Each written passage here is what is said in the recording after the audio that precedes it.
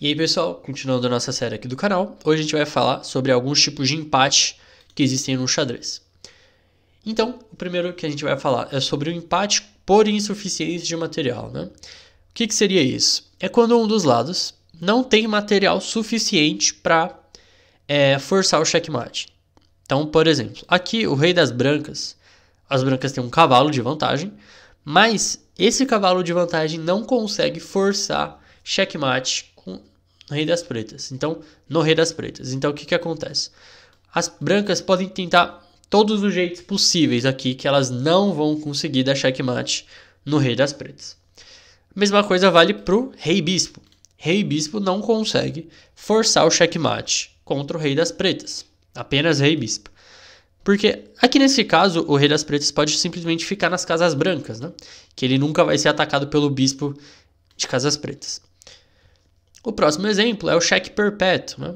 É quando um dos lados acaba dando todos os cheques possíveis aqui e não tem como evitar esses cheques. Então aqui o branco acaba enchendo o saco aqui com todos os cheques e o preto não tem o que fazer, né? Ele não tem nenhuma casa segura para ir, não tem como escapar, não tem como colocar uma peça na frente. E aí acontece a repetição da posição e naturalmente que a posição acaba empatando por cheque perpétuo.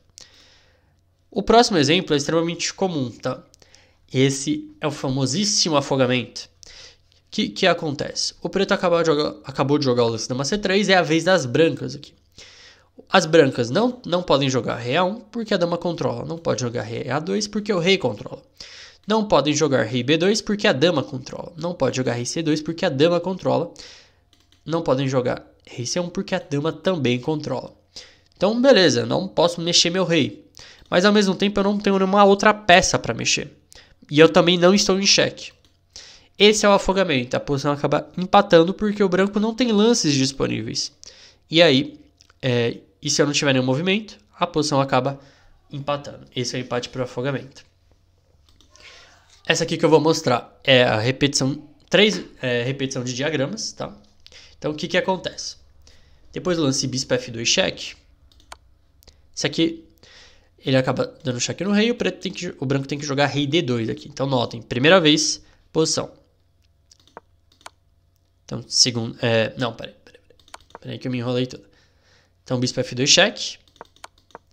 Aí, a primeira vez que repetiu a posição. Segunda vez que repetiu a posição.